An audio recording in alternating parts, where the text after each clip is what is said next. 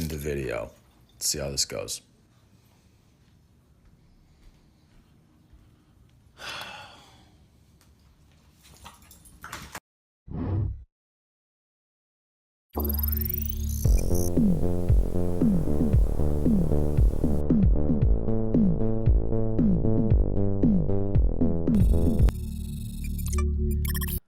Good morning, you little pickles. How are you?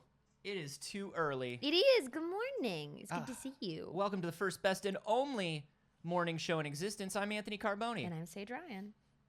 Hi. Hi. Hi, friends. How was your weekend? Was it good? What'd you do? I hope it was good. I hope it was good. It's Monday. I had a good weekend. Did you have a good weekend? I did have a good weekend. Tell me about your weekend. I just had a pretty good weekend. Felt good, man. It's pretty good. Good feeling weekend. Good feeling weekend. Yeah. Well, we had a friend's birthday, which was lovely. Birthdays are back. Birthdays are back. That's my second birthday I've been to since the world reopened. Wow. It was lovely.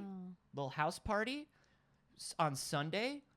Streamed 6 hours of Ocarina of Time. That one is in the bag. Starting Majora's Nailed Mask it. this week. We're doing it.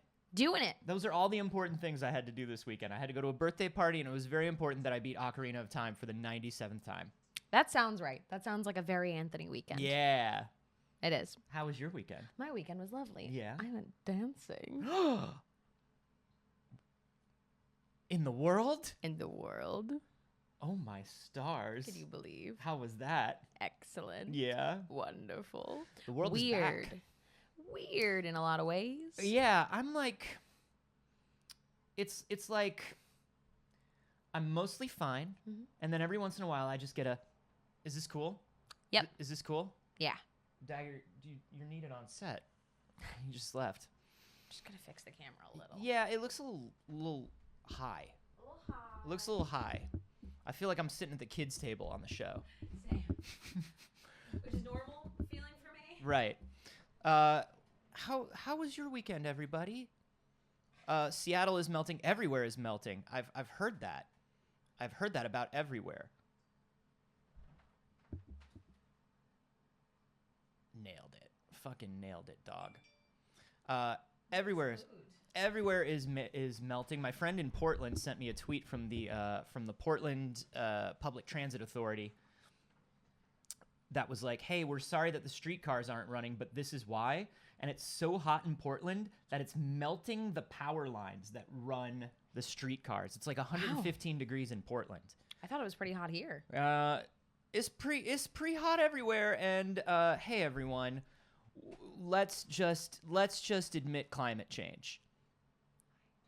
Places that have not yet admitted climate change, let's really make that a priority, huh? What do we say? Hey, everybody. Usually in chat, we ask you to do a lot of things. But let's see. It's 8:12 a.m. here. Should be 8:12 a.m. wherever you are. Please check your clock. If it isn't, your clock is broken. That's correct. So please put a little arrow next to your name. Tell us what time it is where you are. Should be 8:12 a.m. And please admit climate change. Please just admit it. Just admit climate change. But yeah, it's been a little too hot here, but it's also just been like, I'm just loving the fact that I can be in the world. Yeah, I don't care. Yeah, I'm just like, oh, cool. So I'll just go out in the world and melt. Great. I got a fucking sunburn for the first time in years. How's that even possible? You've Right? never seen the sun in your life. I know. Look at me. I clearly did nothing. She immediately turned bright red and it just peeled right off like a cobra shedding its skin. Correct. Sage You're is right. a lot like a cobra shedding its skin. You know what? Cobra and I have a lot in common. Mm-hmm. Name 3 things that you and a cobra have in common. We shed our skin. 1. We go, 2. and we're quite intimidating when seen unexpectedly. 3. That's true. All of these things are true. Folks, so much news. So much news. Yeah, let's get into some news. I want to jump into the news.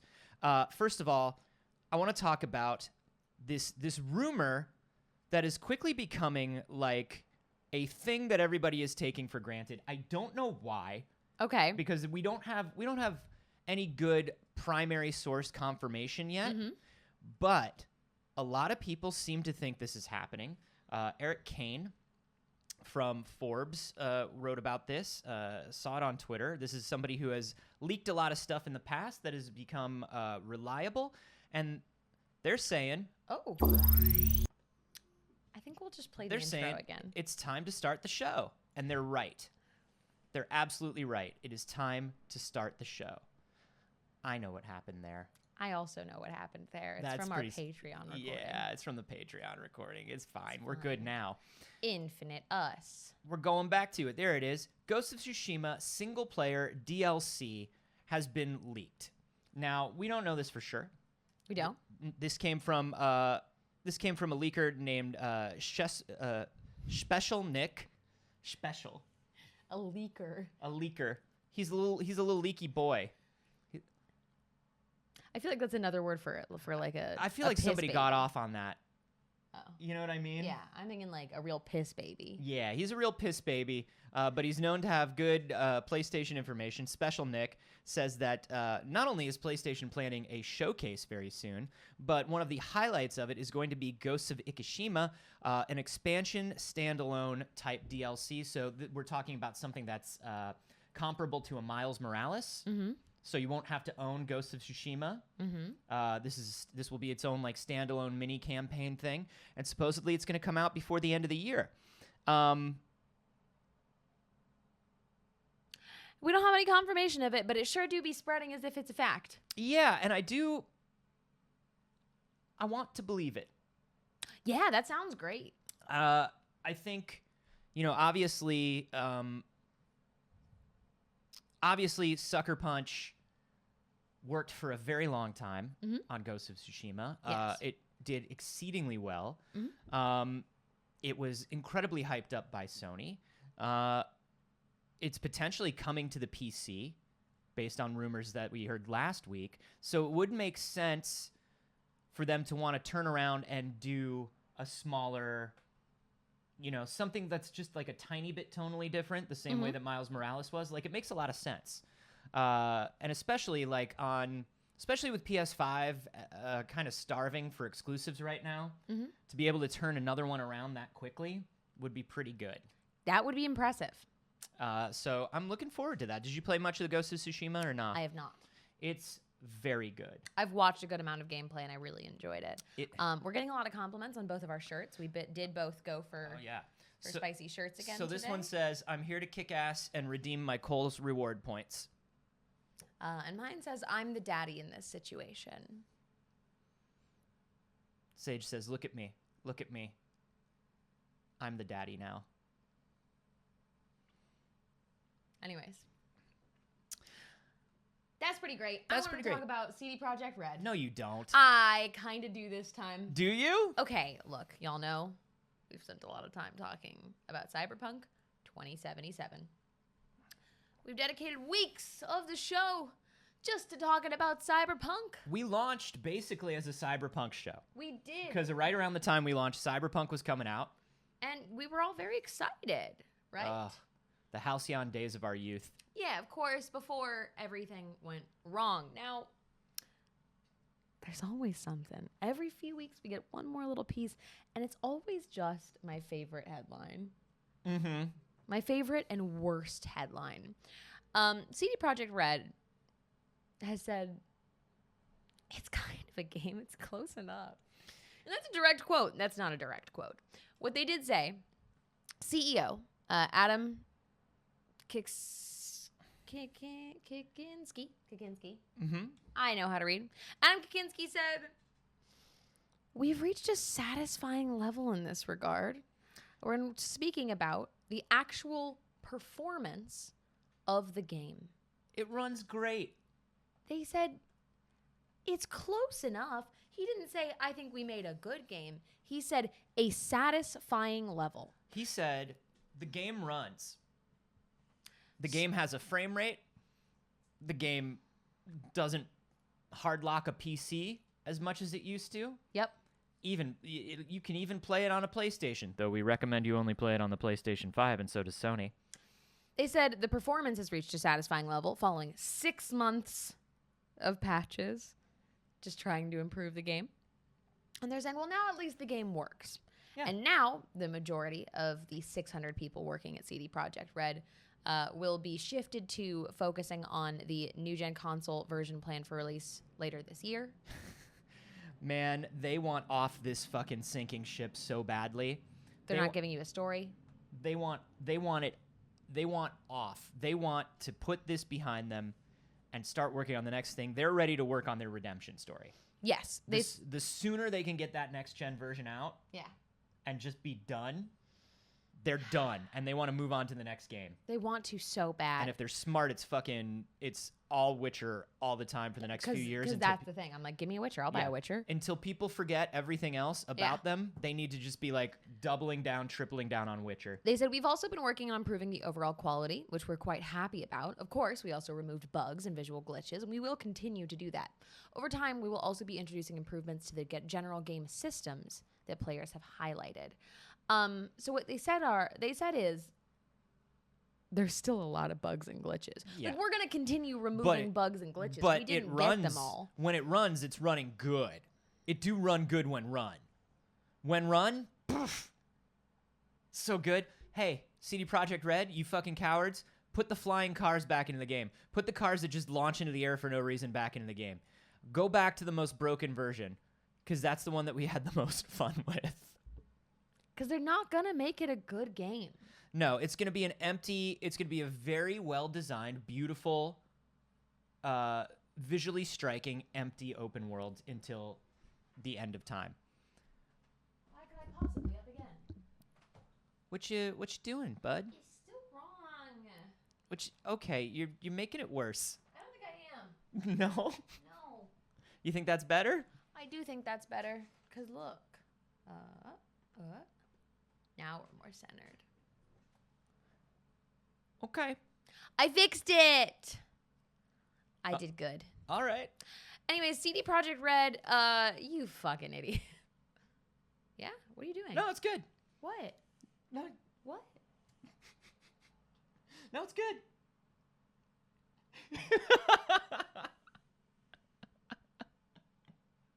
Anyways, stop with the CD Projekt Red. Stop with the CD Projekt Red. The game is not close enough. That's incorrect. Yeah, it's close enough to a game. It's game adjacent, says CD Projekt Red, and that's all we need. Yeah, they said imitation game product. It's like during the pandemic when everyone was trying to bake and they couldn't figure out if imitation vanilla would cut it. Yeah or no? No. No? No. Okay. All right. Something else that might be a game, something that's sort of game adjacent right now. All right, let's talk about game adjacent They stuff. say, but it might be game anytime soon. By holiday, maybe game. Halo Infinite. They're talking about the multiplayer, and they say that the multiplayer will be an evolving story that begins with returning to Reach. Now, what I think is very interesting about this, we heard a lot about the multiplayer during E3. Mm-hmm. Johnny Spartan's multiplayer adventures. Of course. And that's what they called it. That's what they called it. They called Johnny Spartan's Big Boy Multiplayer Space Adventure, now with women in shirts.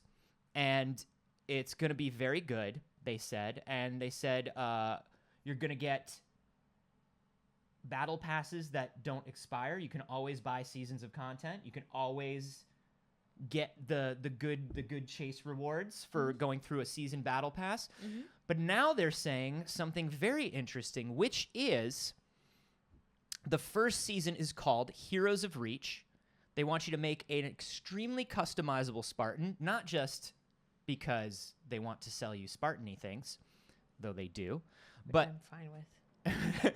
but they said that, quote, at the center of our plans is a goal to deeply root your multiplayer character in the larger Halo universe and give them a vital, active role in the Halo story moving forward. Now, this sounds like a lot of marketing speak that says our multiplayer is good. Yes. But it also says something interesting to me that I think could be showing the way that the Halo series is going to go from here on out. No longer playing. No Johnny Spartan. Now, I think that's a hard adjustment for a lot of people. Yeah. We love our Johnny Spartan. Mm-hmm. I'm so ready for it. Now, what if Johnny Spartan was in-game character you see every once in a An while. NPC. Yeah. Johnny Yes. Spartan was like, any quest giver in like in a multiplayer game that you already play. I think it's lovely. I think Johnny Spartan should be the person you essentially report to in between missions and things of the sort. I think that sounds great. Once Johnny Spartan rode the bomb onto the ground in Halo 3, I was like, Johnny Spartan's done everything Johnny Spartan can do. Yeah. And from there on out, it was just like, I'm not worried about Johnny Spartan at all. I'm not worried. He's going to be fine. Johnny Spartan's going to do great. But with that in mind, also, like, we talk a lot about the ability to put yourself in games and how special that is and how wonderful it is and It's a huge deal. customizable and, like, character creation. Like, that is the way games are going, particularly in this kind of setting where it's, like, multiplayers and things of the sort where you're going to be playing for an extended period of time and not just running through a story. Yeah, and I think also for a character like Johnny Spartan, he's cool, tough man. Yeah, Sure. great. But, I never felt like so, I've been replaying the Zelda games, Of course. twitch.tv/Anthony Carboni. But one of the great things about the silent protagonist, or the protagonist that doesn't say much, is you're more able to put yourself into that story. You're more able to be like, oh, this is me. Yeah. I am a Spartan, and I Right. am doing this. And with Yeah. Johnny Boy, I never really felt connected to Johnny Boy. Yeah, that I You know, mean, same. but I also think this is interesting because this means that like maybe there will be more tighter integration into multiplayer. Maybe, the stuff that you find in multiplayer can be things that you use in the campaign and vice versa. And that's always fun. Right. Except for me, because I don't play a lot of multiplayer. And then I'm always like, where'd you get that cool gun? And people are like, oh, you get it in the PvP. And I go, oh, fuck you. See, and I play the story for a little bit, particularly on things like Halo games, and then I'm mostly multiplayer. Yeah. I love a multiplayer. You love a multiplayer. I love a multiplayer. I am an annoying jokester in a Halo multiplayer. I am let's do warthog tricks. I am that guy. And if you're on that's- my team, sorry. There's a time and a place for you. Yes.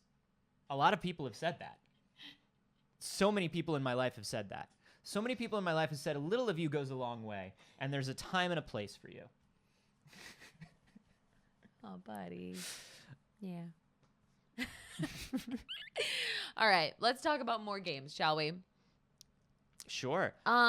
We're talking about game adjacent. Game Let's keep adjacent. going. I want to talk about the Friday the 13th game. Do you Oh. remember the Friday the 13th game? It almost was. It could have been. It was close to.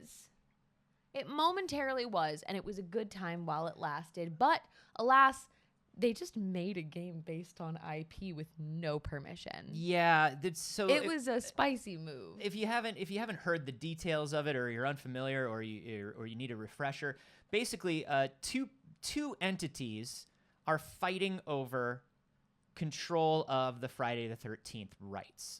The studio that makes the Friday the 13th movies, and I believe it's the original screenwriter, right? Who's like, those are my characters, those are my ideas, you let me keep them. Yep. And so when this company made the game, they had I believe they had the studio's clearance, but not the screenwriter's clearance. Yes. And unfortunately, even though this was maybe the only asymmetric PvP game that was like really taking off and seemed like it had legs at the time. Yeah, I think that to some extent Friday the 13th walked so that Dead by Daylight could run. But yeah, it literally played pretty much exactly like Dead by Daylight to play. It was the asymmetric, one person is the killer, the others are trying to survive. But the aesthetic was fun and Friday the 13th and campy and cute. I enjoyed it very much. But it's been long enough now, and they've been for a long time being like, we're going to get this game back up. We're going to get this game back up. It's not going to be dead. And it does appear by these things that they have officially given up. The Gun CEO, the developers behind it, took to Twitter yesterday to reveal exactly what he and his development team stopped working on when Friday the 13th legal everything battle just absolutely took off. Now, He said enough time has passed and shared 3 content packs that were in the works but never got to be completed.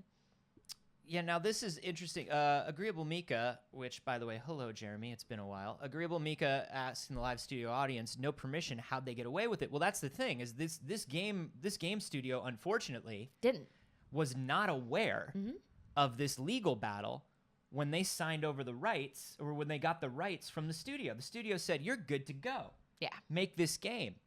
Because, of course, the studio, Right. if they acknowledge this legal trouble, they give it credence. You know? Yep. If they say, oh, well, we can't do it right now because of these rights, like, they're admitting that there's some sort of substantive reason. Mm-hmm. So they just fucking said, let's do it. Let's make this game. Mm-hmm. And it fucking sucks that the game went away. Tell me about these things that nearly came out, though. Yeah, please. So Slumber Party mode. We did have plans for a Slumber Party clothing pack for Friday the 13th. It was all counselors in sleepwear attire. I actually set up a real life 1-800 number that would work like an automated phone sex line. You could call it in real life. It had a pre-recorded message of our counselors saying silly, sexy stuff like those dumb commercials from the 80s and 90s. It would have been fun. So the good. assets were in the code, but the judge ruled that it wasn't marketably viable, meaning that it needed to pass console certification. It wasn't ready for that, so it might have looked done, but not in the eyes of the court. Oh, my God. Which is really interesting, and which is why it never made it to game. That's so there were a lot funny. of things like, I mean, the game stands. Like, the game was playable, but they weren't able to update it Right. anymore. They had to freeze it. They were like, the judge was like, the game as it's out is cool to be out, but you can't do anything else with this game. Yeah. If you add to it, it becomes a different product, and I will have to take it down. Also, Ronan, I see you on that correction. Yes, Dead by Daylight did exist first, but it did not have the popularity that it's spiked to after the fact. It got a I am second not saying wind. Friday the 13th is necessarily responsible for that, but it was a big moment in those games. A of the lot of asymmetric people came over to Dead by Daylight because from of Friday the 13th. dying. Like, that was Friday the 13th was supposed to be the big one. And then when Friday the 13th died, Dead by Daylight was right there to be like, we're kind of that game. We're illegal.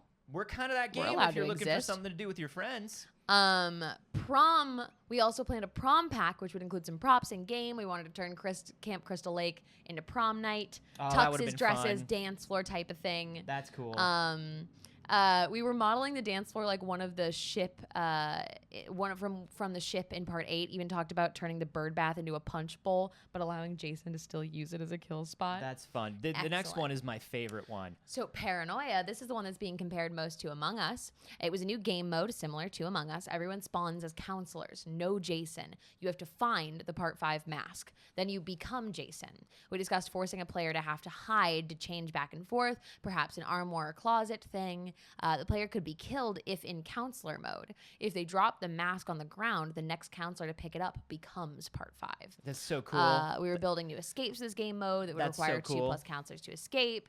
Honestly, this sounds like a way more fun version of Among Us to me. Oh, yeah. It's so wild what they had planned and the things they could have done with this game. And it was interesting because something that they did that's something a lot of people are trying to do right now is take old IP and make it work across generations. So the people who immediately recognize the IP are already in, but how do you get younger people in? And they were doing that with Friday the 13th. Like, people who had never cared about or seen a Friday the 13th movie were just like, this game's fun. I get it. Yeah. Because it's so tropey that you're just like, yeah, I get it. Camp counselors, killer. Let's go. Yep. It's a bummer. I love it. I think these are so creative. I wish I got to play these. Yeah, me Because it's too. something that can't really exist in Dead by Daylight, because Dead by Daylight just isn't aesthetically the cheese that these require that make me so happy. Though they're going, with the latest with the K-pop killer and stuff, they're going bigger. They're going bigger, and they've done some wonderful things. It's just a different vibe. Yeah, and I think what they're trying to Things do. like throwing a prom, like, come on, They could that's get- a fun event. But they could get there, though. Like, based on the K-pop thing and some of the other bigger, broader things they've been doing, you can tell they're trying. They're like, how do we, sort of like League of Legends, right? Like, you may not like all the default skins, but you may do everybody as the Cyberpunk skins or everybody as like the undead skins or whatever. And it's like, how do we make this game work for everyone's aesthetic? So I'd Yeah. love to see them try. These are some good ideas. In their closing thoughts, he was just like, I know that this is bittersweet. Some will lament, some will think they were good ideas, some will be angry. I understand and I feel the anger too. But I wanted you to know that we loved this franchise and this game. We had big ideas for it, ideas that we thought y'all would think were fun, engaging, and rewarding, and we wish it would have worked out differently. Rip Friday the 13th. Rip Friday the 13th. That wasn't in the quote. This is not in the oops. How do we there we go. This is not in the doc. This is a surprise to Saige. This is an artist named RJ Palmer who said there are so many types without an Eevee evolution. And we are Eevee fans, and so I thought I would show you this artist's. Such Eevee fans, you have one of your own. I have an Eevee. This is Griffeon. It's a flying type. Hello, Griffeon. Its ability is Aerolate, and it's a Griffin Pokemon. I love it. This is Dragion. Dragion. It's a dragon type. Its ability is multi-scale and is a tiny dragon Pokemon. That's my drag name now. That's Dragion. Number 3. Bumbleon. Or Bumbleon. I think Bumbleon. I think it's sounds Bumbleon. Fun. Bumbleon sounds fun. It's a bug type. It's cute. Its ability is Skill Link, and it's a big butt Pokemon. Bug butt Pokemon. Bug big butt. That's very different than big butt. I don't know. It looks the same to me. That's a big bug butt. That's a Donkeyon. Badonkeon? Badonkeyon. Yeah. And then, of course, the best one. This is Garfion, Saige. I can't believe you did this to me, Anthony. It's a Garf type. Its ability is that it hates Mondays, and it's a Lasagna Cat Pokemon. We fucking got her, boys! We fucking got her, boys! He don't like the Monday. He don't like the Monday. I can't believe you got me. He says, don't do a Monday on my watch. I can't believe I got Garf rolled. You got Garfed, baby! You got Garfed. God damn it. You got Garfed on a Monday, baby. Oh, and on a Monday. His least favorite of the days. If you are a longtime viewer of the show, you understand why this is deeply upsetting. If you're new here, you got Garfed. welcome to my pain. You fucking got Garfed. You absolute monster. It is deeply upsetting either way, really. I agree.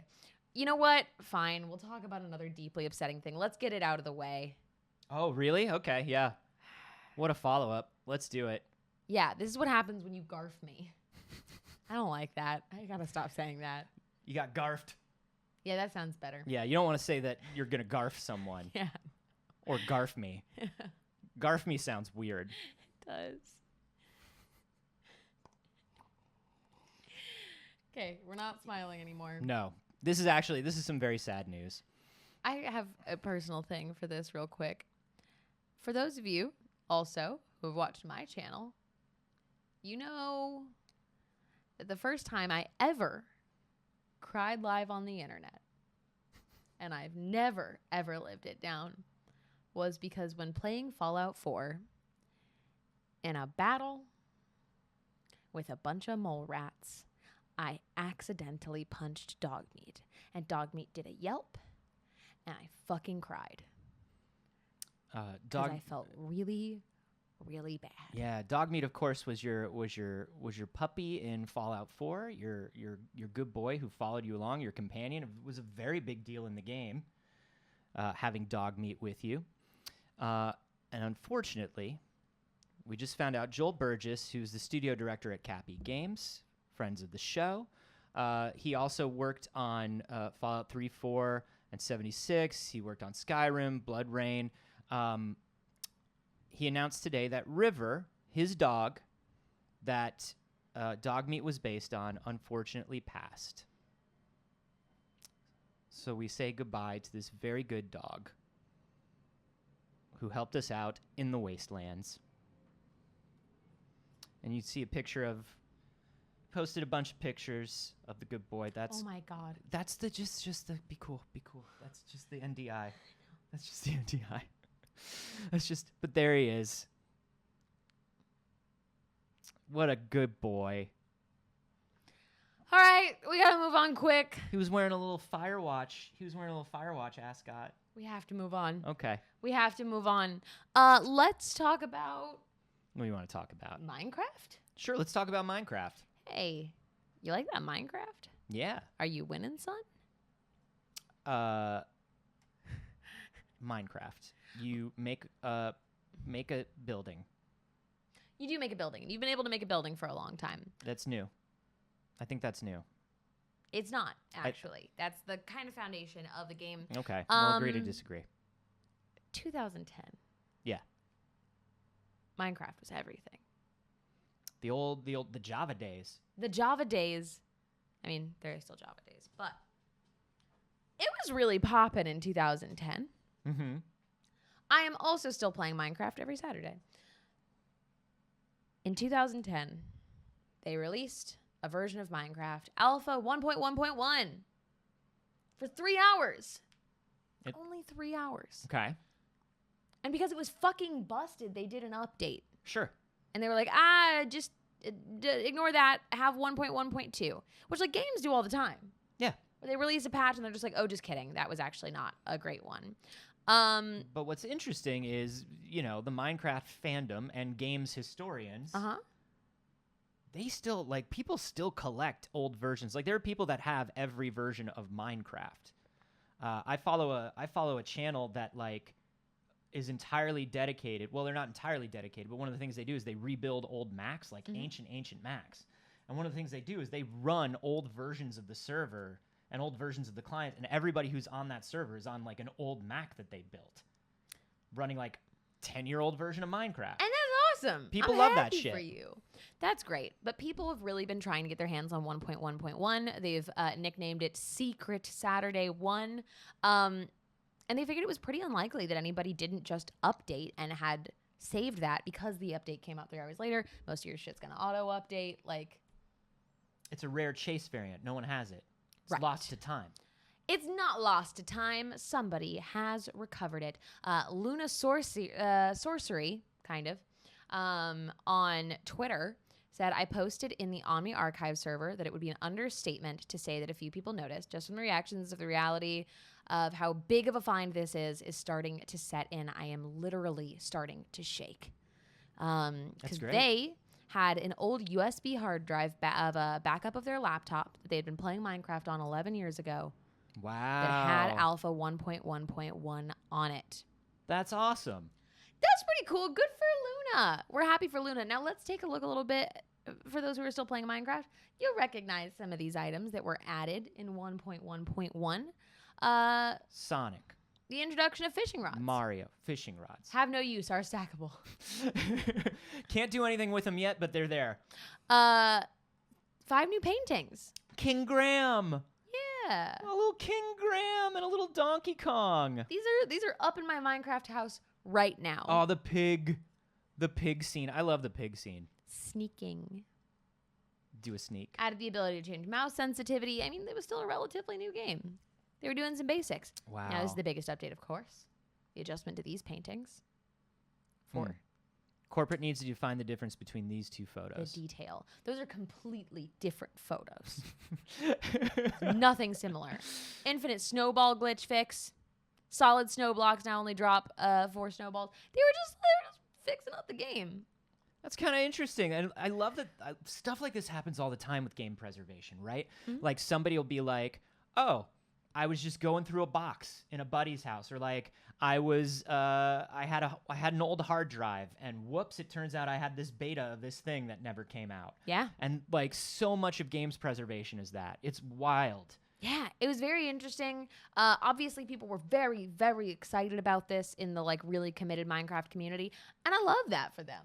What's the most surprising thing you ever found on an old hard drive?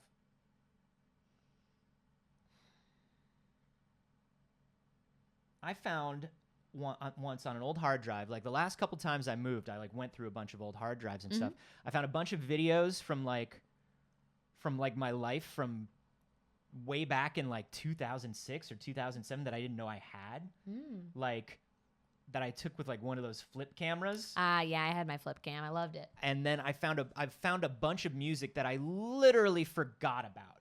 You ever find it like an album that you had forgotten about? Absolutely. And then the moment you play it, you're like, oh, and just like 87,000 memories come back. Right. And you're just like, oh, they were all locked behind that fucking song. I've definitely found old music on hard drives that have the LimeWire, Yes. like people talking on them. Yes. People who would like put up the torrents would do things where it's like ice cold music. Yeah. Pew. Oh At yeah, the when somebody beginning like of your life. recorded it off the radio or something. Yeah. Or when they would just like watermark it so that you would go back to their torrents to Right. download more music. Oh, or like shoutcast radio stations. You remember Yup. those? Oh my god. Yeah, it would be a lot of those times, and it was just like ice cold, or you're just like, death's cold tunes, and you're just like, okay, well, and like, because I was pretty young, Yeah. I think those would have been from when I was like 13 or so. Hell yeah. It's like that's how I knew those songs, where you would be like singing along to it, and then you would be like, ice cold music. The ancient. That's what it sounded like to sing along. I am the oldest man on the internet. We've discussed this. Of course. For somebody like me, the version of that is you had an old mixtape that you recorded off the radio, and there would be like a little part of like the radio identification or like the DJ in the beginning of the song, and so now that's part of your brain for the song. It becomes part of the song. Ugh. Definitely. Yeah, definitely that. And also, like, I was a child actor. I've got like weird old headshots, old music I recorded. Wow. Yeah. I hate it. I definitely have like old web comics and things that I've found from like when I was doing web comics and like so much weird stuff. Hey, go through an old hard drive today. Yeah. Check it out. See Find what's your up. old LimeWire and FrostWire downloads. I Remember FrostWire? just a month ago or a couple months back bought like a USB 3 DVD ROM drive because I found a bunch of old like DVD ROMs of like data and shit. Interesting. And I I don't was have like, any of that. I've got it. Dude, I found zip discs and jazz discs because I was like a design student. So Right. like we had to have them. And I'm Yeah. like, what is on this? I'll never know because who the fuck has a zip drive? Yeah. Other than hard drives, I don't have anything. Because I like get rid of shit too. And Yeah. like, I've started my life over so many times where I was just like, all right, I'm going to break all these things in half and move. No memory. Correct. Start over. That's kind of how I live. Brain I'm- smooth, no wrinkle. I'm weird about that of like I don't like to keep nostalgic things or things that are like I like nostalgic things like Tamagotchis. Right. I don't like keeping my old Cultural things. nostalgia, not personal nostalgia. Exactly. So I have one shoebox size box that I am allowed to keep nostalgic things in. That's very Marie Kondo of you. And that's it. You know that I follow the same philosophy. I helped Simply you move. one I know that's tiny not true. one tiny box. All I keep is a small box, and those are all the personal items I own because, as you know, I am a minimalist. I don't spend money on useless things, and I don't hoard. Uh-huh. Anyway, hey, we just got a release date for Near Reincarnation. It Ooh. literally dropped this morning. Exciting. IGN exclusively released this info just before we went live. It's going to come out July 28th. It's the mobile spinoff from the creator of Nier, which I think is very interesting because it's going to be a Nier game that is a free download with in-app purchases. Interesting. I do love some Nier. I want to love Nier more. I also want to love Nier more. I don't know enough. I don't know as much about Nier as I feel like I should. I feel like Nier, if I really dive into it, is going to appeal to me, and I haven't dove into it as much as I should. But this is what the mobile game looks like. Very pretty, very mobile. It's interesting that it's like 2D side-scrolling Nier. Kind of fascinating. It's beautiful. It's a very beautiful game. All the Nier games are. Yeah, absolutely. I love that little Look at the little ghost friend. I love that little ghost friend. All I want is a little ghost friend. Yeah, I would like this. Yeah. Yeah, I would like to do that. I feel like it's going to be good. That looks excellent. I don't dip into a lot of mobile games anymore, and I feel like I should. Right? I feel What like was our release date that we got for that again? July 28th. July 28th. That's coming up real fast. I'm waiting for a lot of things in July, but the main two now are that game and the release of Sexy Beasts. God, I can't wait for Sexy Beasts. God, I can't wait for Sexy Beasts on I'm Netflix. I'm gonna watch Sexy Beasts. We're not sponsored, but we sure would take it. Hey, can I sponsor you, Sexy Beasts, on Netflix? Can I give you more money than I already give Netflix? Honestly. Because I will. Because, like, that's pretty tight. That's a very us show. On the reverse of new games, I want to go back and talk about something from the golden age when Minecraft 1.1.1 was out. I want to talk about Team Fortress 2. Yeah. Hey, any of you in chat still playing Team Fortress 2? Anybody try that TF2? Have you tried it? I hear it's a fun new game from the people who brought us Half-Life. I can't wait for Half-Life 3. So it was released in 2007, and you remember it was released not just as a game, but it was released as Valve's Trojan horse to get everybody to download Steam. Yes. If you wanted to play Team Fortress, you had to have a Steam account, and that's how More they like got us. Steam Fortress. Yeah. But surprisingly, it just now, today, had its biggest week ever, hitting over 150K active players for the very first time. Kind of wild, right? Mm-hmm. And I thought to myself, why? Like, fucking why, though? Why? The answer is they finally released an update that helps get rid of bots. TF2 was about half bots. And the new update released some new cosmetics, as per usual, but also can fucking detect bots now. And that 150K was a lot of people being like, oh, I can play against people again? Fuck Let's yeah, go, I'm in. boys. Let's go. I love that. I think that's so lovely. Yeah, Valve gets a lot of flack, Mm-hmm. Because they're definitely they're a platform now that occasionally makes games. Right. They look at themselves as a technology platform that pushes technology forward, and they occasionally make games. Yeah.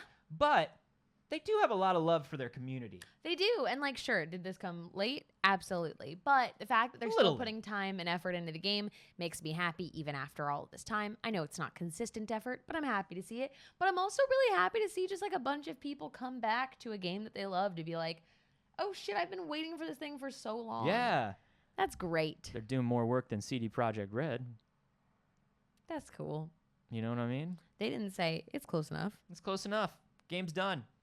They sure didn't. So I love that. That's I think kind of cool. Really, really great. God, I love Team Fortress was one of the first games that like really solidified that whole thing of like, if you want to sell a multiplayer game to people, give it just so much fucking character.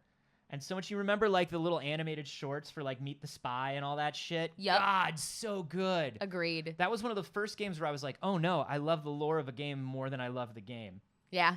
And that continues to this very day.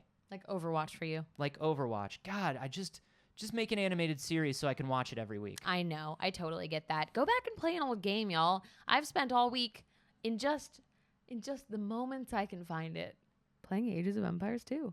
Yeah, you're real deep into it again, huh? I fucking love Ages of Empires 2. You're real deep into it again. I don't know why. I don't play anything else in that genre.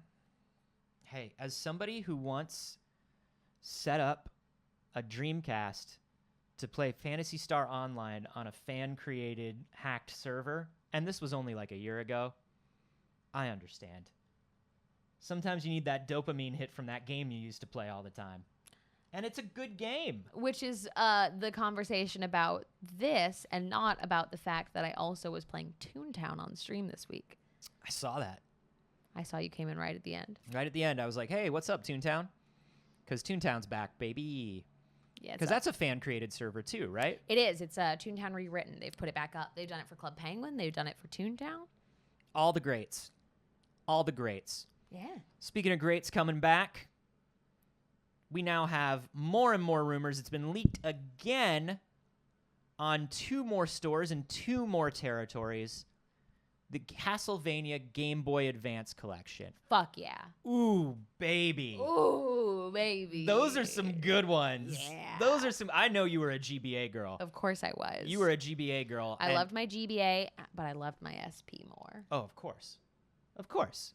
I put them together. I lump them all That's fair. together. But when I get to say Game Boy SP, I hear the sound of the click. The click.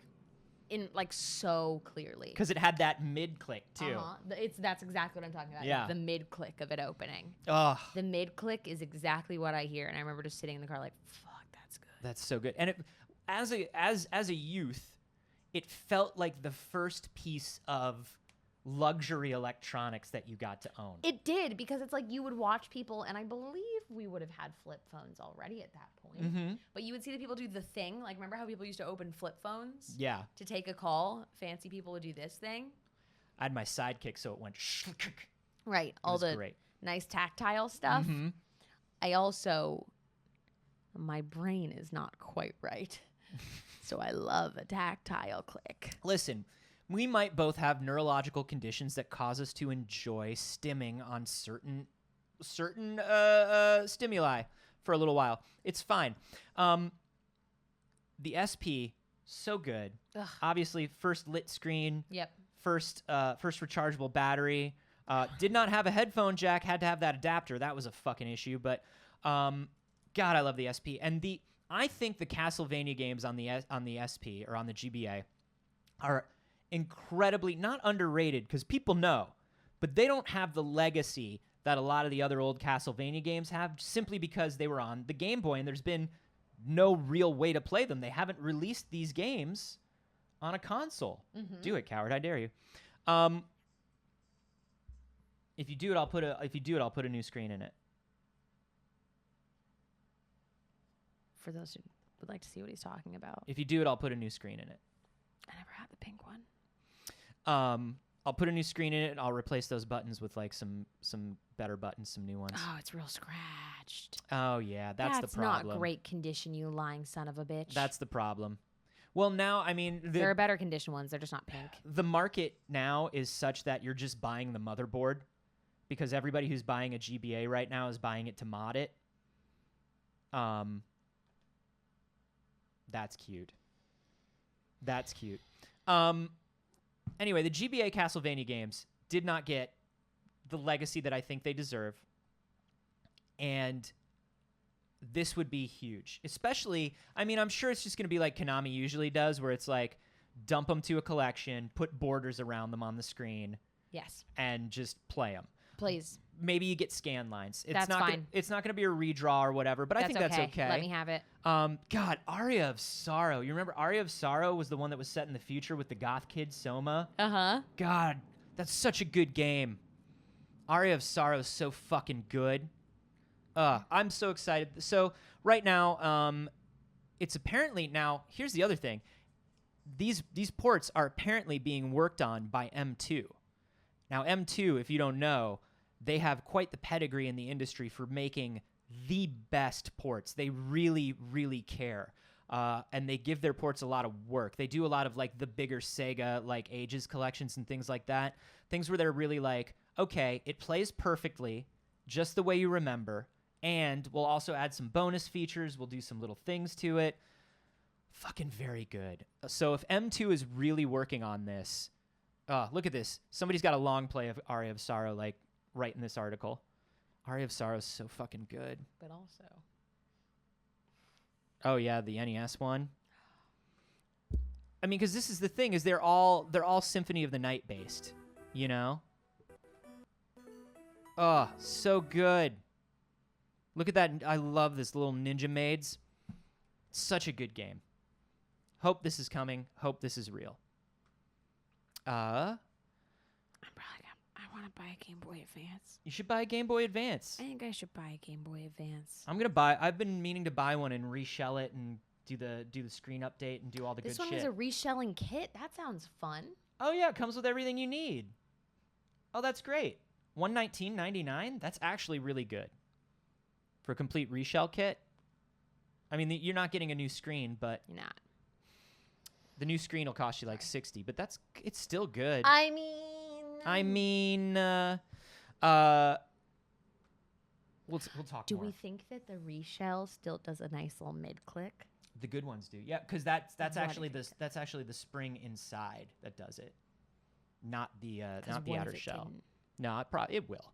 It's gotta. It will. That's gotta. that's more the internal components. All right. Let's move on to some other news. Oh, a business news?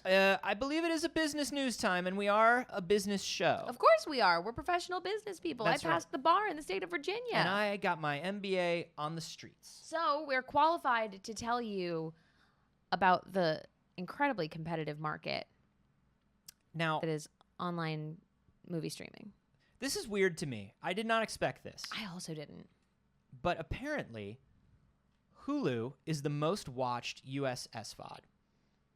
The most watched. Now, there is a way that they do this.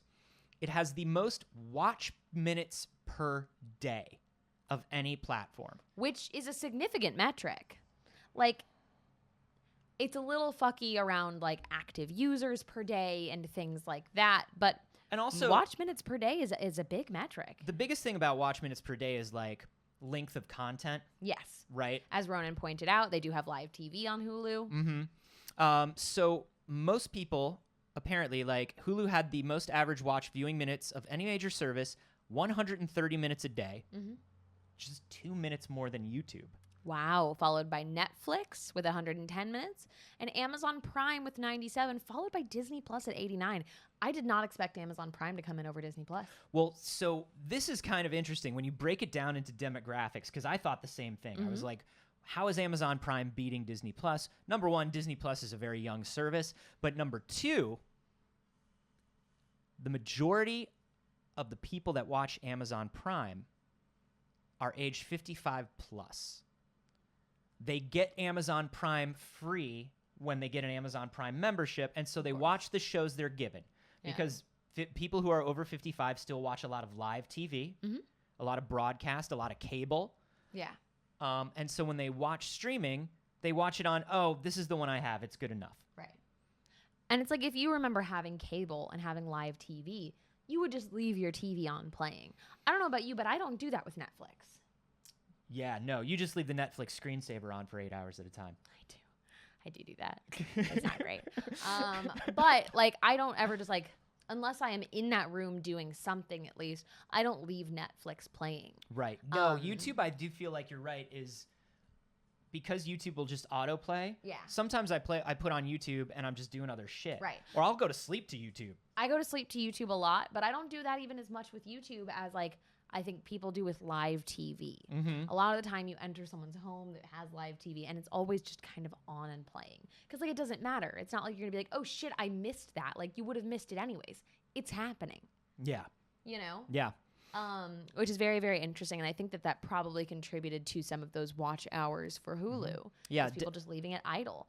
Demographics for Hulu, 18 to 34 and 35 to 54. So those are the big ones. Yeah. And those are the highest demos for Hulu. So Hulu is doing really well. And then Disney Plus obviously skews younger. Yeah. Sub 17. But what I find is very interesting about this, subscription VODs services, subscription video on demand, is the dominant form of streaming right now. Paying money to stream is the dominant form of streaming right now. 52% of all total streams on the internet are subscription streams. All these companies are still evil, but Yeah. I'm happy to be moving away from cable as we completely reset it and just end up returning essentially back to cable. Yeah, Because I you need to mean, bundle everything. ad-supported was next with 27%. So ad-supported is obviously like YouTube. Yep. Or like the free versions of these services. Yeah. Which, man, I pay for the YouTube. I'm one of the, You're like the only person I know that pays for YouTube. but do you know why? Ad free. It's so much less annoying. So there are a lot of things that you can get ad-free or not ad-free. Like I had the ad-supported Spotify for a while, and I was like, this is a little fucky. Right. I pay for no ads on Spotify. This is a little fucky, but like I dealt with it for a long time. It didn't annoy me like super much. When I turn on the ads on YouTube, I am so fucking annoyed. Yeah. It's like 2 ads before you start a 4-minute video. Yep. One in the middle, Right. one at the end. I'm just like, this sucks. Yeah, How it's does understandable. anybody watch YouTube? No wonder why ad-supported is dropping so heavily. Yeah. Also, Agreeable Mecca in the chat said, in the live studio audience said, Hulu checks if I'm still watching less. So, like, they get idling time added to it. That's true. Netflix checks every 4 episodes of something, and I feel like Hulu lets you go 6 or something like that. But I think it's very interesting that Hulu's taken over. Because I think Hulu's my least watched, for me personally. Hulu is higher for me because of Buffy. Yeah, but you're just in the middle of a Buffy rewatch. I'm always, though. I watch That's true. episodes of Buffy very regularly. You're paying for a Buffy membership. Yeah, that's it. You could download a Buffy torrent and cancel Hulu. Fortunately, I don't pay for Hulu. Great. Mike pays for Hulu. Thank you, Mike. I started Googling how often does Hulu ask if you want to continue watching? What are the top for how often? How often should you wash your dog? When it's dirty. How often should you wash your hair? When it's dirty. How often should you poop? Now that there are a lot of conflicting studies on that. How often to water succulents? Once a week. You know, things like how often can I take Tylenol? How often to water orchids? Orchids, I don't know. Right? I don't know. Sometimes a YouTube ad is a 55-minute preview episode of some show I'll never watch, says the Bear Jew. Yeah. Fair. They started doing that where it's like, hey, here's an entire episode of something. Skip it whenever you want. I'm like, no. Now you I'm stop curious. playing it. Don't start playing a video before my video. But sometimes now I'm curious. Sometimes now I'm curious. It do work. It's like when you're listening to one of your favorite podcasts and they're like, "Hey, this week we're having you listen to an episode of an entirely different podcast," and you're like, "I don't want. I'm already here. Yep. You got me, motherfuckers. What am I going You to take my fucking phone got out and me. push the button? What am I going to tap my earbuds twice? Welcome to Night Vale. Who can live at that speed?" Yeah, the Night Vale Podcast Network is really good at that. They get me every time. But the thing, I don't mind it from the Night Vale Network because it's all those creative teams working And they're on very different good. things. And it's not just other people on their network, it is the same people. Most Yeah, of the it's time. very curated, you know, Yeah. whereas like when you do it on something like a Gimlet or something like that, they're like, you're listening to a show about weird internet culture. Would you like to listen to this show about finance of startups? And I'm like, no. Yeah.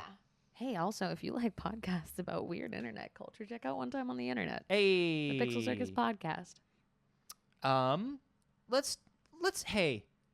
Let's fucking go Hollywood, baby. Let's go Hollywood. This Fuck is it. We're this is going your Hollywood. number one Hollywood news show. We've got all the celeb goss. It's the hot tea. Mm-hmm. We got the hot tea, and we know they're just like us. Stars. Welcome to the Hollywood Corner. Of course. The person who will be the most attractive person in the history of time has been born. We know the date and time of that birth, and we know that person's name. Mm-hmm. Because Ewan McGregor and Mary Elizabeth Winstead have had a child. Oh, comicbook.com. Fuck you. Comicbook.com. Get the Oh fuck. my God. Yeah, and it doesn't go away anymore. They've had a baby. It will be perfect. It has to be, right? It will be perfect and wonderful. We love Ewan McGregor, and we love Mary Elizabeth Winstead. And personally, I'm deeply attracted to both. Yeah. Just perfect people. Life Serial says, I thought they broke up. Let me tell you something. Baby don't care. Did they? I don't know. I don't But know. whether they did or not, that baby don't care. Let me tell you something. If you could break up with somebody and it would end the pregnancy immediately, just like the baby would be like, hey, I get it. This is going to be an issue. Not this time. I'm going to bow out. I'm going to bow out. If you could break up with a baby. A lot of people do. Hey, and everyone should have the right to break up with their baby. Hey, that baby treats you wrong. You don't need to take that. The worst way. You tell that We baby. could've spoken about pro-choice. That baby. Anyways. If that baby treats you wrong, you just get out of here. You just say, pack your things and go, baby. Anyways, it's gonna be a really pretty person. It's gonna be the most beautiful person. A very traditionally attractive person. God, it's gonna be amazing. That baby. What are you doing? Well, there was another baby that I want to bring to everybody's attention. Why? Why would you want to do that? You can go to Universal Studios now and meet the boss baby. I hate the way he's looking at that guy. Look, he can't. It's the only way he can look. He looks like a Phasmophobia character. Please go back to full screen. Up a little. No, up vertically.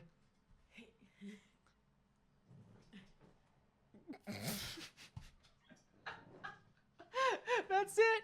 That's it.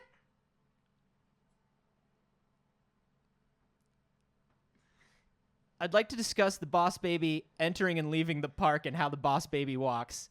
They've not yet figured out how boss baby arms should work.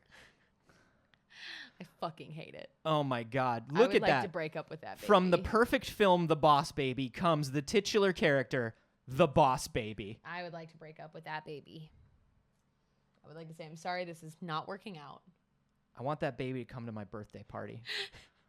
Saige, I want you to call Universal Studios and I want you, as my best friend, to see if you can hire the boss baby for private events. That's all I want. That's all I want for my birthday. I don't want anything else. I've got until September. All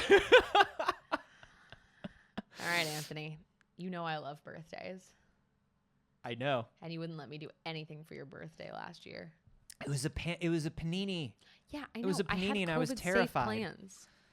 I was terrified. Folks, she's making a note. She's literally making a note. Indiana Jones. We love him. We love him. If adventure has a name, it must be Indiana Jones. Of course. Must be. Even now, when Harrison Ford doesn't really want to.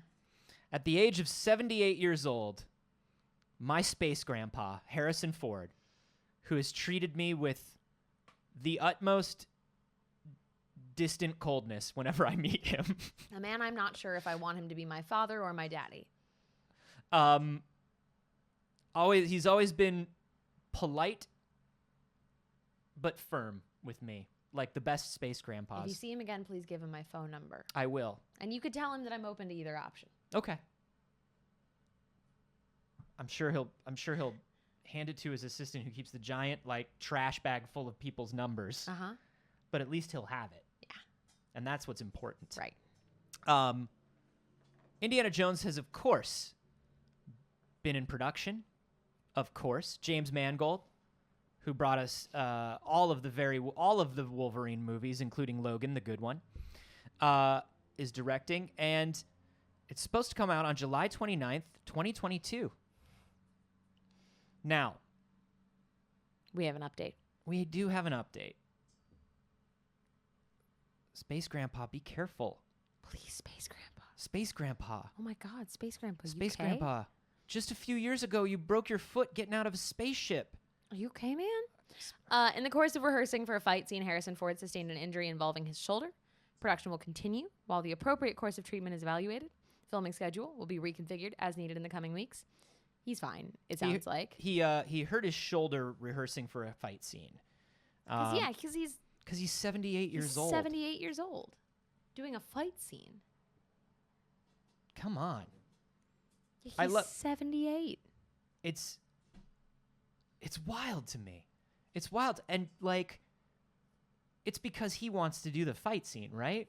I hope so. Like, that's got to be why. I mean, look, nobody's making 78-year-old Harrison Ford do anything. No one's making them. No.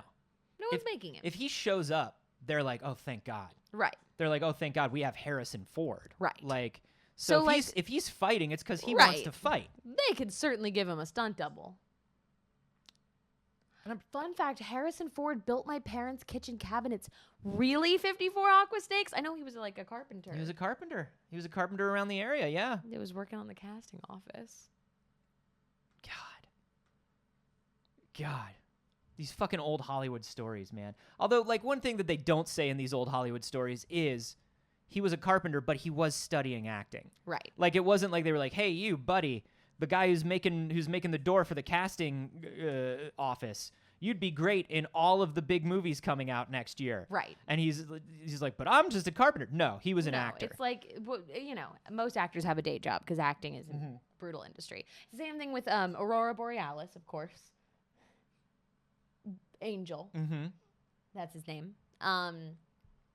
People tell the story all the time of that, like, he lived in the same neighborhood as the casting director. Yeah. And he was cast as Angel because she used to see him walk his dog by her house every day. Yeah. But usually if you meet a casting director, they go, and they like your look, they go, are you an actor? They go, yes. Give me all your stuff. Come on in and read. No, not the skylights. That's David Boreanaz. Aurora Borealis. Yeah, the guy who played Angel. Is the guy who played Angel. Yeah. It's okay to be wrong. Let's talk about more You're thinking of Monkey Ball Banana Blitz.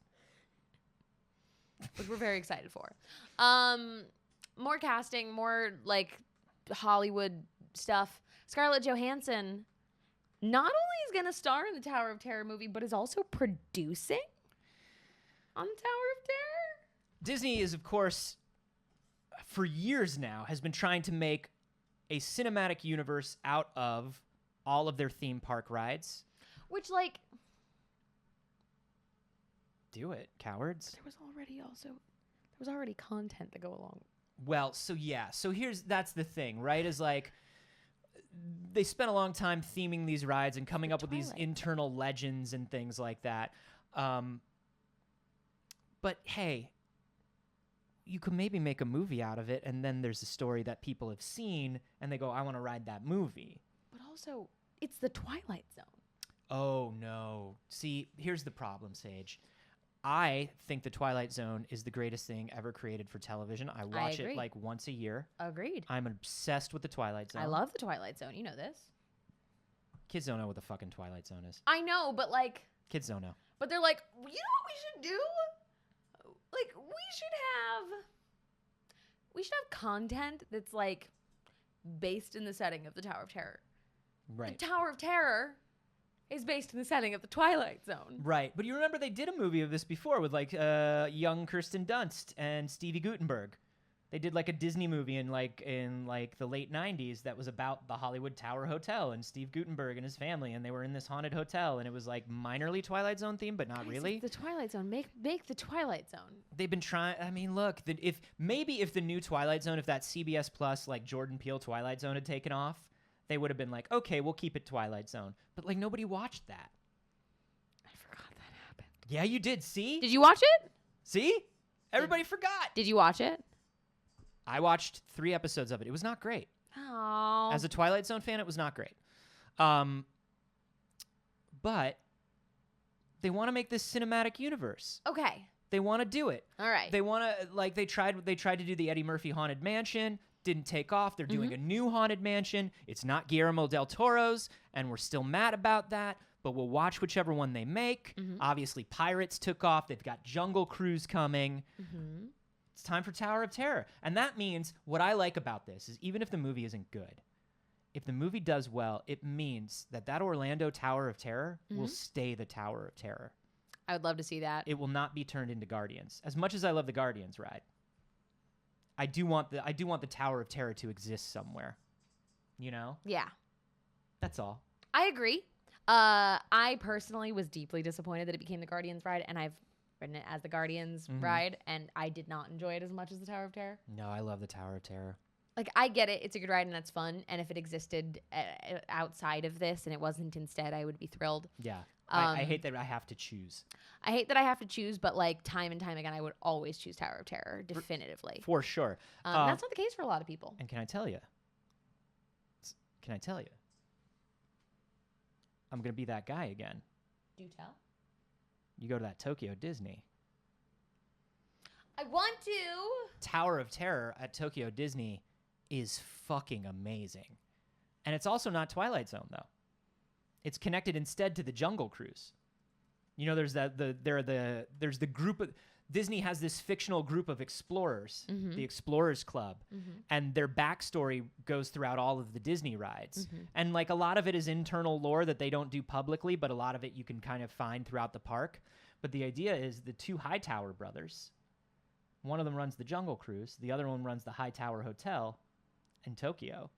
And the whole deal is they stole so many things from the indigenous cultures of the Jungle Cruise as explorers that the ghosts get angry and they haunt the Hightower Hotel. Wow. And that is the story. That's an actual story. It's so good. That's excellent. Also, I looked up Tokyo Disney ticket prices out of curiosity in US dollars. Yeah. They're way cheaper than going to Disney here. It's so cheap. And they have after 3 tickets and they have after 6 tickets. After 6, it's... I did the after 6 its because a lot of the rides are the same. I did the after 6 its, went in on a Tuesday, rode every ride that was different, got out by 10 p.m. Damn. It's the fucking way to go. All right, well, while we're speaking about theme parks, Yeah. let's talk about this. Particularly Japanese theme parks, You're right, which we're in love with. which we are. Universal Studios Japan is getting a limited Demon Slayer attraction, Ooh, baby. which makes perfect sense after all of the success of the Demon Slayer movie. Highest grossing film in the history of Japan. It's okay. It will open on September 17th for a limited time in Osaka. We don't know exactly how long it will last. We know that it is a limited attraction. They do these all the time. They have one roller coaster in particular that you ride with VR goggles that they theme after a different anime every year. Yep. But they also have like the Sailor Moon attraction was like an interactive kind of simulator ride sort of thing. And they do all of these. They have a bunch of different rides that they change out, retheme. Kind of for the simulator ride, they can change out the track and the way it moves. And so every year they do like limited edition rides. They did an Evangelion one. They did a Lupin one. Yeah. So good. And then they of course do themed merch, themed food. I want it. I want it So all. good. Starting July 1st, they will have the characters of Demon Slayer introducing parts of the attraction on the Universal Studios Osaka Twitter account. Ugh. I never got to do Ikiwashu. I never got to do the Evangelion attraction either. My buddy Max, shout out to IGN's Max Scoville, got to go and do it. And he was like, it was the most amazing thing I've ever done in my life. I want it. Yeah. We've got a VR coaster here in LA. They take the Superman the Escape at Magic Mountain. Real coaster. This is the same way they do it in Osaka. Real coaster, you put on VR goggles while you ride the real coaster. Interesting. And when you ride it, you can see Superman saving Metropolis. Wow. And that's the way the limited rides work at Universal Studios Japan. Real coaster, VR goggles if you want. You can choose not to wear them. That's very interesting. I haven't been to Six Flags in quite a few years, and in the times I have gone, it was always just for their Halloween events. I go to get swag weed, and I just go to get the worst weed and buy beers for youths. That's incorrect, and we're not going to say that. That's all that happens at Six Flags. Yes. I like roller coasters, though. I like a roller coaster. I used to not be able to ride them because I had back issues when I was younger, and I can ride them now. I can ride them as long as they're smooth, as long as they're newer coasters. I can ride them. Am I not going to be able to ride roller coasters anymore? I don't know. We'll see when you ride a roller coaster. But I used to ride the Tower of Terror and come off and just be like crack, crack, crack, crack, crack. My back's all fucked up now. But if it's a new smooth one, like I can't ride Space Mountain in Orlando, but I can ride it in Anaheim because Anaheim has the new track. That was earth-shattering, Anthony. I don't know. Yours may be different. Oh, yo, Cedar Point. Shout out to Cedar Point. What's up, Ohio? What's up, Cleveland? What's up, Raging Wolf Bobs at Cedar Point? Fuck yeah, Cedar Point. Cedar Point and King's Dominion, between the two of them, have more deaths than any theme parks in the fucking individually. they have more deaths. Together, they have fucking double the deaths of any theme parks in history. And they're so fun. Great parks. Great time. Great day at Cedar Point. Great time at King's Dominion. You just unlocked something weird in Anthony. Cleveland. Half my family's from Cleveland. You just unlocked something weird in Anthony. You go to Cedar You unlocked Point. him being proud of Cleveland. I'm proud of specific things in Cleveland. And I'm also very angry at Cleveland a lot of the time. Yeah, don't you usually yell about About Ohio? Yeah. Yeah. I yell about every state I'm from. I got family in How Ohio. many states can you be from? I got family in Ohio. I got family in Florida. I'm sorry. And both of them disappoint me. Yeah, that Both sounds of right. them disappoint me greatly, but my family does not, and there's cool stuff in both places. Less cool stuff in Orlando. Not great stuff in Florida. I'm sorry, y'all. You can go to the Holy Land experience. Speaking of theme parks, you can watch the crucifixion. Never been to the Bible park. It's nice to go to the Bible park every once in a while. I don't think I'm allowed there. That's a real place. Anthony, I don't think I'm allowed there. Oh, it's fun. We used to go. Listen, when I was going out like fucking goth clubbing, we would like fucking go and see if they would let us in our clothes. And like sometimes. Hey, speaking of being goth, Junji Ito's fucking rad. Junji Ito. We love Junji Ito in this house. I can't fucking wait for the Uzumaki cartoon to come out. Well, hey, we're doing a bunch of promo for a lot of stuff with Junji Ito because Junji Ito has, I think, somewhat recently hit the actual mainstream. I remember seeing Junji Ito tops in Hot Topic like 2 years ago. It's the thing and now. it was like, holy shit. People get it. And even if they don't get it, the particularly the imagery from Uzumaki makes it onto a lot of shirts. And I think some people don't know. They just know it's a fucking cool-ass thing, which it is. And I hope it leads more people to read fucking Junji Ito. Yeah. But what we did just get is a promotional comic for The Lighthouse. You remember The Lighthouse, the A24 movie? Yeah, promoting Japan's theatrical release of the film through a little black and white manga. They had Junji Ito do a limited manga to get people to watch The Lighthouse in Japan. Why does mine always stop working mid-show? I don't know. We got to figure that out. But look at this. Look at fucking Junji Ito's Willem Dafoe. I love it. Come on. That's so good. Fuck, man. Right? Doesn't that fit really well? God. Junji Ito. We love you. We love you. I think that's so great. That looks so good. Right? It looks so good. I don't have a lot of interest in The Lighthouse. It's weird and good in an A24 way. This is the most interesting thing I've seen come out about The Lighthouse. That's for sure. They got you. They got me. You got Ito'd. Yeah, I got You've been Ito'd. garfed and Ito'd today. I'm fine with being Ito'd. I am not fine with being garfed. If anybody lives in Japan, please find our P.O. Box address and send us this manga. Thank you. Yes, please and thank you. We've got 2 more quick pieces of news to get to, and then we're going to call it for the day.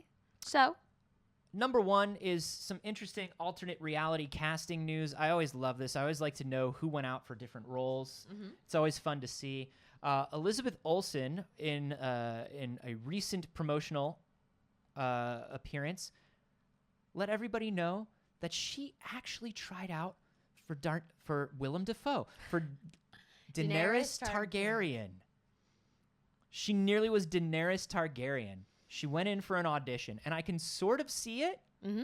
I can see why they nearly went with her. Honestly, I think her and Emilia Clarke have a very similar look. Yeah, it's big eyes, little broken doll. Big eyes, round face, full lips. Can't lose. She said that the audition did not go well, so I wouldn't quite say she was almost Daenerys Targaryen, but she did get the opportunity to audition. She said, I auditioned for like the assistant to the casting director in a small room in New York with just a camera on me and I'm reading a script. I was doing the Khaleesi speech when she came out of the fire. It was awful and I didn't get a call back. She says, I should have stopped it. I think I would now. I don't think I'm going to do this any justice. Hopefully call me back at a different time for someone else and leave.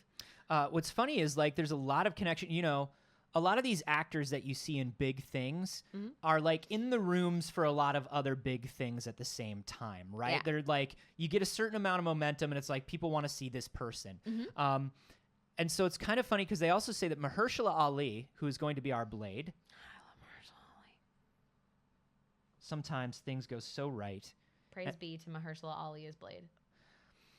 He was almost Zaro's own Daxos. Fascinating. So many people were nearly on Game of Thrones. Yeah.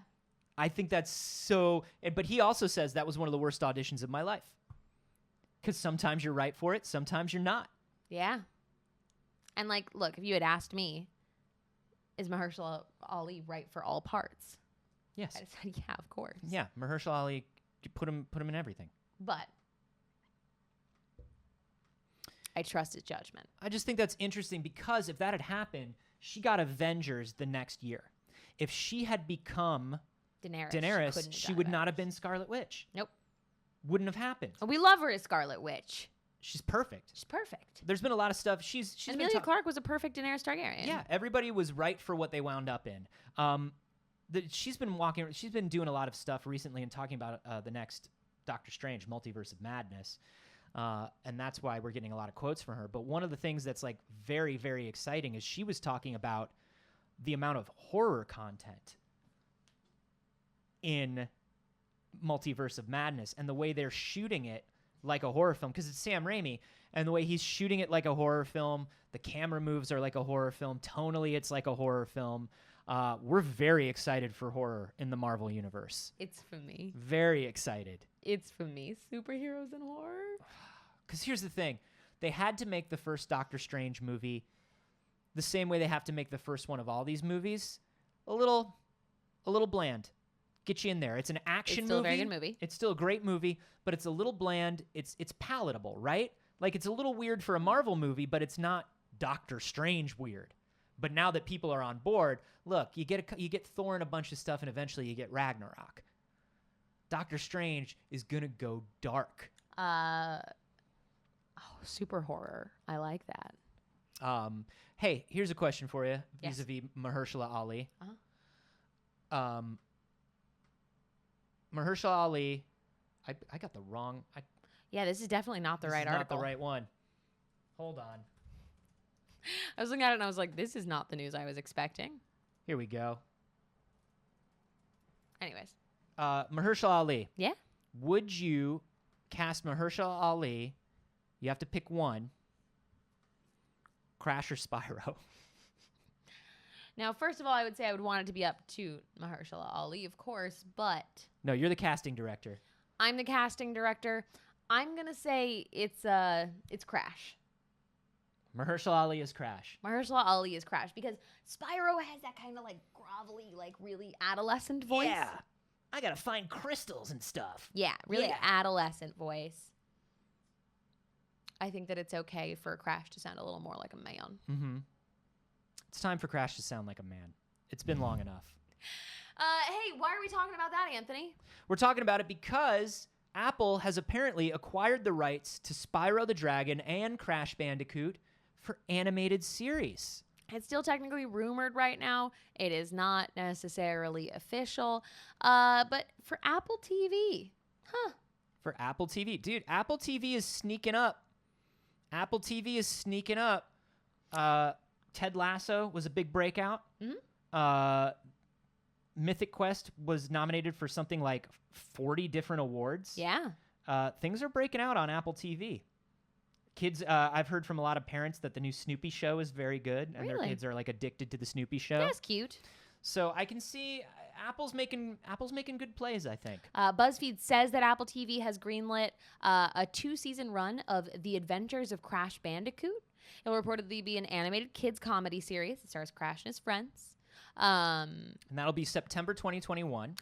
Interesting. Peter Hannon and Monique Beatty are producers on the project and are best known for their work on Cat Dog and Invader Zim. Ooh, yeah, get weird. What an interesting thing. I Get hope weird. they get weird with it. That'd be fucking fun. I would love to see that. As for Spyro, Apple TV aims to release Spyro The Dragon's Guide to Treasure Hunting in 2022. It'll be a 30-minute animated series that will be serial in nature as opposed to a 3-segment format employed by Crash Bandicoot. Oh, so Crash is gonna be like your more like Cartoon Network shorts things, where it's like 3 little shorts in a half-hour episode, and none of them are connected necessarily. Whereas like Spyro is going to be a season-long story. Fascinating. Yeah, that definitely means they're getting weird with Crash. I would love to see them get weird with Crash. I would love to see them go Cat Dog Invader Zim on it. Mm-hmm. I don't know. I don't know. I'm open to it. I'm ready for it. Hey, are there any like nostalgic game franchises that you would like to see a cartoon, even non-nostalgic? What would you like to see an actual animated series based on from a video game? Let us know in our Discord. If you're not already in the Discord, go ahead and jump in. It's literally free. Listen, it's free real estate. Every day you're not in the Discord, you're throwing money away. And that is where we give all kinds of updates about what's going on with the show. What? Kalen Roar says, Klonoa! Kalen Roar, you got it! You won! You won! Everybody should still post in the Discord. It's a conversation, and everybody has different tastes. Klonoa. Let us know. Jump in the Discord. And hey, thank you for spending your morning with us. It means the world to us. We appreciate it so much. We make a show so that you'll show up and watch it, and you're doing exactly that. That's right. We do the show every Monday, Wednesday, and Friday at 8 a.m. So if it's your first time here, did you follow the channel so you can come back and hang out with us on Wednesday? We'll have all new stuff to talk about. Yeah, you better During do the it. conversation, and we pull stories from our Discord. So if you also have things you want to see us talk about, you can jump in there and leave a story, and we'll thank you when we get to it. Speaking of thank yous, we want to thank everybody who followed, subbed, donated during the show today. Once again, if you're here watching, that's all we want. That's all we need. You've done it, and we are so, so happy.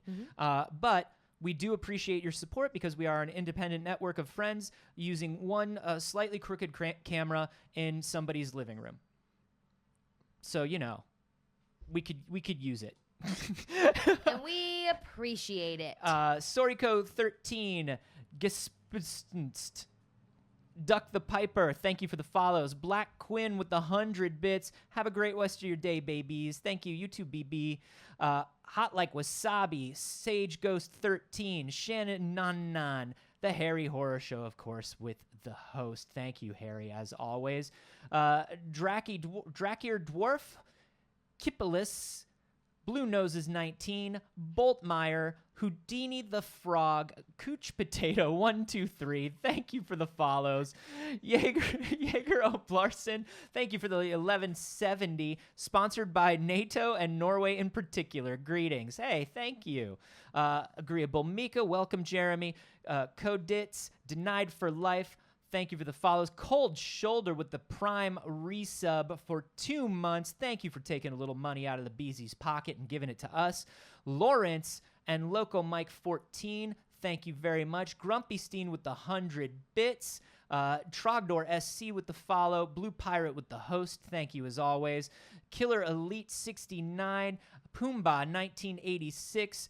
Vineless. Thank you all so much for the follows. We appreciate it very much. We appreciate you. We love you. And hey, if you want to see more from us, we have a Patreon. It's only $5 a month. And you can get access to a bonus clip from It's Too Early every week that, again, comes in like 10 to 30 minutes. We've done mukbangs. Last week, we shopped the Steam Summer Sale with you and talked through some of those. You can always leave a comment over there and also let us know anything in particular you'd like us to do. You get early access to podcasts and a bunch of other cool stuff for that as well. So very cool. Keep an eye out for it. And hey,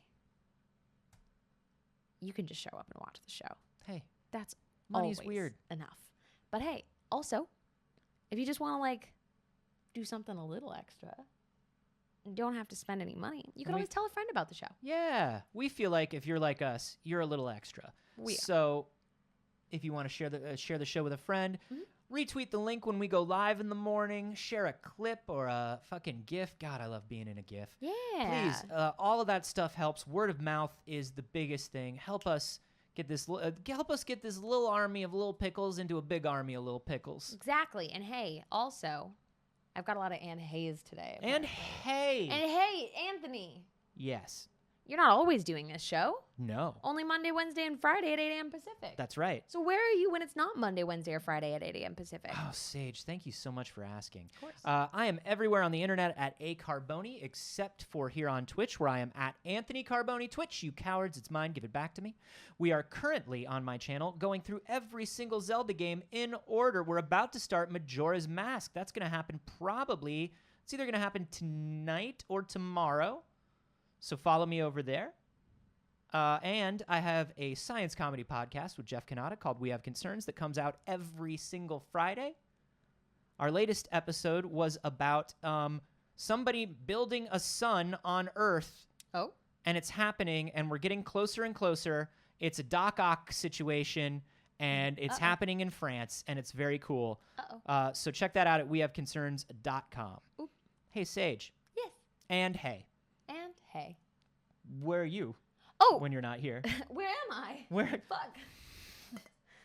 Oh, I heard that teeth clank on there. You can find me everywhere on the internet at Not Sage. I stream on my channel every Monday, Wednesday, and Saturday. On Saturdays, we do little community days. It's very fun. You can also find me on Smosh Games, including this afternoon at 3 p.m. Pacific. I'll be over there for our show Board AF. Today, we are doing a To Hunt a Killer board game called Death at a Dive Bar. We're going to be solving a murder together. It's going to be very, very fun. You can also find me on the D&D channel, and you can find me on this channel all the damn time. So thank you for supporting our silly little adventure with some friends over here. We're entirely independent, and you make it possible. So that's right. That's the best way. We're to support strong, me. independent streamers, and we don't need no one except you. You're so right. I will see you all in a little bit. Take care, BBs. Bye, BBs.